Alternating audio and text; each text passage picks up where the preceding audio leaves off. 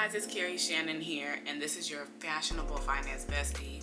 I am here telling you all about how to stop overspending when you're trying to have a budget. I know that, now is like a time of convenience where we can do DoorDash, we can go to Starbucks, we can go and get pretty much anything delivered to us. But today I'm going to tell you all about how to set healthy boundaries so you're not overspending all of your coin, okay? The first thing that I would suggest doing is look at what are you spending on for convenience. So for instance, last week I did not plan my menu at all. I didn't plan my menu, and typically I like to plan out my meals for the week on Sundays. That way I know what I'm gonna get for groceries, what I'm gonna get for the house, or like any household products, and then also what am I gonna wear? Do I have an event to go to?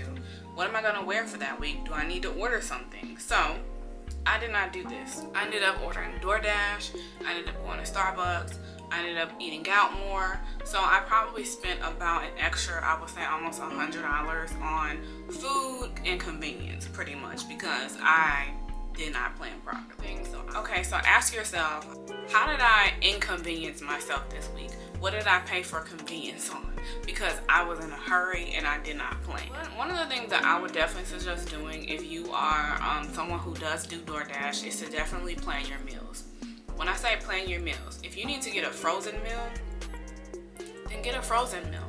I really like to do any type of sometimes frozen chicken nuggets or frozen chicken breasts, frozen vegetables, and then also like those little small rice cups. I know it may sound like a lot, but when you're in a pinch and you need something to eat and you're like, man, I need something for lunch, I don't have anything, that's something that you can easily pop in the air fryer or the microwave, and you can go on about your business. The next thing that I would say that you want to do is look at, okay, if you are someone who does get coffee or smoothies or juices, go to the store and see how much that would either cost you, or what you can do is see if you can get someone to make them for you if you don't want to make them yourself.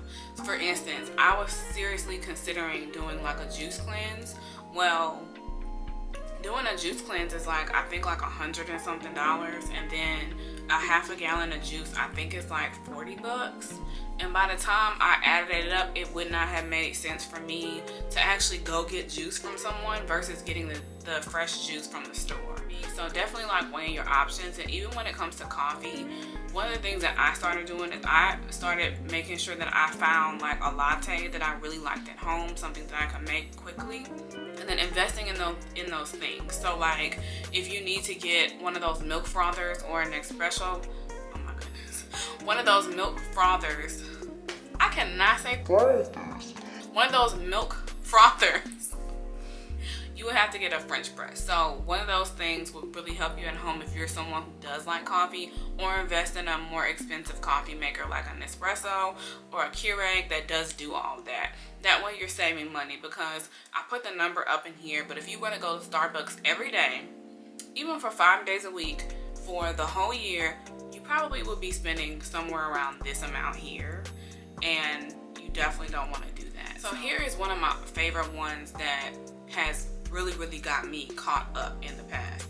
clothes. So I know that the spring season is right now, and then you got summer coming up. You guys want to travel, you want to get your outfits, you want to look good on the beach.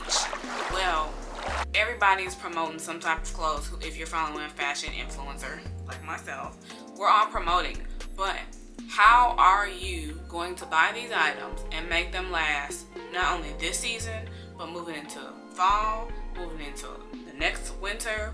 How are you going to style those things? So my suggestion is always, if you are going to buy an item, don't use your phone. Go on the computer. If you have a laptop or a regular computer, go on your computer and go look that thing up. It doesn't matter if they have a sale sign, if it's 20% off. They were going to put it on there anyway for 20% off. Most companies do sales usually on Fridays and Saturdays, on the weekends anyway. So you're going to be able to get it on sale again. Add it to your cart and walk away from it for 72 hours and see if you really want it. If you really want that thing and you know you're going to be able to wear it, buy it. If not, don't buy it. And then also, don't keep clothes that you do not love. So here recently, I just bought a pair of jeans from a well-known company. I did not like them. I've been seeing them on a lot of girls. I thought that they were really cute. I got them the first time, too small. Got them again.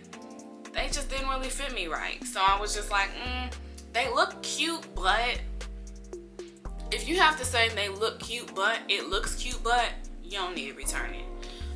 That's what I would say when it comes to buying clothes. Definitely adding it to your cart, and also keeping a running list. So asking yourself, okay, what do I really need this summer? Here's something that I like to do. I have to ask myself, man, I really wish I had this when I'm getting dressed and I'm going somewhere. That means that you probably need to add that to your list. So what I like to do is keep like a note, you know, like kind of like a note of what I need, sharing it to my computer. And that way, whenever I'm shopping and I say, oh, you know what, this is on sale, I have the money to get it, let me go on ahead and get it because I know this is something that I needed. For instance, shoes. I really need a pair of black mules. Love a pair of nice shoes, but I need a pair of black mules because mine actually broke last year. So that's something that's on my list. And then also just, you know, asking yourself, hey, how can I style this item?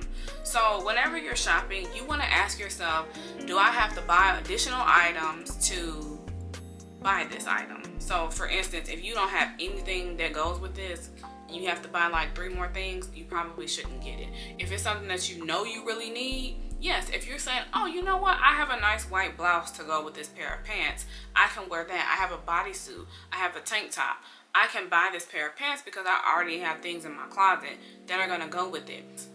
I may not, you know, I may not really need that item right now. Before we go on to the next point, I want to say make sure that you like and subscribe, and make sure that you're signed up for everything. Read the description bar below. That's where you can get all of my links. The last thing that I really like to do is on Sundays, I typically plan out my week. So I keep a schedule. One of the things that I really like to do is I like to keep a calendar. So this is like any calendar of your choice that you can get. I like to get a monthly and a weekly calendar because you can see, like, you know, the dates and everything on it. You can see the dates. So I really like to do this because A, I know what is gonna happen, and then I can manually write out on here, you know, what I'm doing. I like to do this especially for meals and stuff, so I know when something runs out. Getting a whiteboard. So I like to get the whiteboard to just kind of like write out the things that we need for the week. And then the last thing is having an actual calendar. And I know this seems like a lot, but it helps me stay organized. These are all new that I got. But definitely having a calendar, and then that way I can see it, because it's like when you can put your eyes on it, I feel like it'll get done. So on top of that, I add this stuff in my phone. So anything that I, you know, need, I just add it in my phone, and I make sure that, okay, I have a reminder for this, you know, I know what I'm gonna be doing. That way, whenever it comes down to planning my week, I know, okay, this is kind of like what I have to do. Especially when you have things like, if you have children, if you have stuff that you have to do on the weekends. I don't have children yet, but whenever we do have children, we'll probably be implementing this because it's really good to keep a running list of things that you need, people's schedules. Me and my husband, we have this thing where we have a family calendar on our phones. And I feel like this is a really good way to create healthy boundaries around not spending a lot, because when you know what you're doing, you're not going to be prone to overspending. When you have a plan, you're not going to overspend unless something. So just to recap, we learned all about how to stop overspending and setting healthy boundaries around spending. We talked about how to make sure that your clothes, that when you're shopping for clothes, you wait 72 hours, and that you also think about how to style an item, making sure that you know, think about those options. And then the last thing is about meals, planning meals in advance, and also having things at your home to help you out in a hurry.